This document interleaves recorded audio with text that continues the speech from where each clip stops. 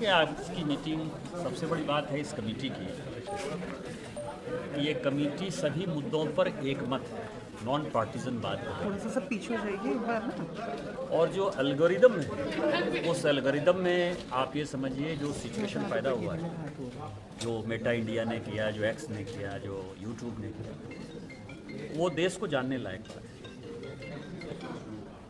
कि BJP, Congress, Samajwadi party, आम आदमी पार्टी सभी के यदि एल्गोरिदम में व्यूअरशिप को देख लीजिए तो वो व्यूअरशिप जो है केवल 23 मिलियन,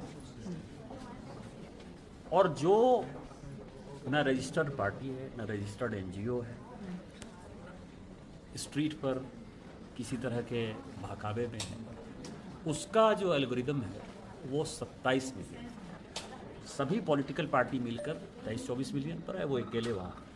अभी एंटी रिजर्वेशन एक फोरम बना है 5-6 दिन पहले, वो 7 मिलियन। और उसका कारण है कि इनकी एक पॉलिसी है कि ये नए लोगों को तरजीह देंगे तो पुराने लोगों को तरजीह नहीं देंगे।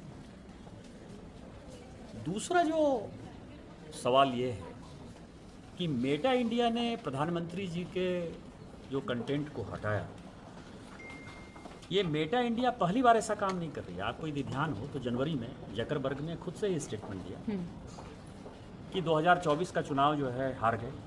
अब मुझे लगा कि 2014 में भी माननीय प्रधानमंत्री मोदी जी थे, 2019 में भी थे, 2024 में थे, तो कौन हार गया? God no.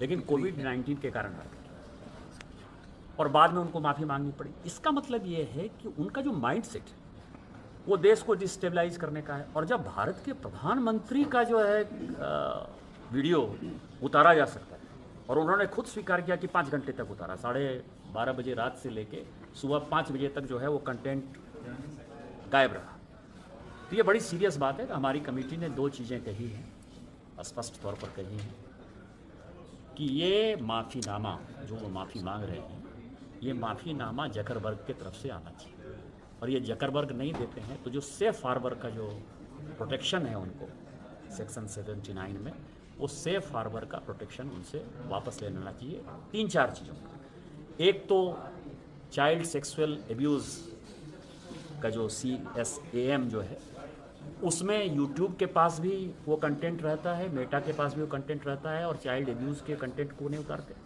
महिलाओं के कंटेंट का वो उतारते नहीं है। भारत सरकार के ये दोनों नियम बड़े सख्त हैं, और उसके ऊपर ये होम मिनिस्ट्री की भी बात नहीं मानते हैं, IT मिनिस्ट्री की भी बात नहीं मानते हैं सभी। तो हमने कहा है कि इन सारे चीज़ों में और कई एक चीज़ों में, आपको पता है कि तेलंगाना की जो कांग्रेस सरकार है, वहाँ के चीफ मिनिस्टर ने मेटा इंडिया के ऊपर जो है FIR किया है, चीज़ें किया है। हमने कहा है कि इन सबों से सेफ हार्बर ख़त्म कर लीजिए, और एक और पॉलिसी चेंज करने की बात है कि ये पब्लिशर हैं कि इंटरमीडियरी हैं, क्योंकि जब इनके ऊपर अधिकार है, ये अपने अधिकार से किसी भी कंटेंट को बढ़ा सकते हैं, घटा सकते हैं, उतार सकते हैं, छोटा कर सकते हैं, बड़ा कर सकते हैं, कम्युनिटी नोट डाल देंगे जिसमें गाली गलौज आ जाएगा। और इनकी जो पॉलिसी है कि एब्यूजिव लैंग्वेज नहीं होना चाहिए, हरासमेंट नहीं होना चाहिए, जो पॉलिसी है उस पॉलिसी को नहीं मानते हैं। इन सारे चीज़ों से सेफ हार्बर हटाने की बात करते हैं।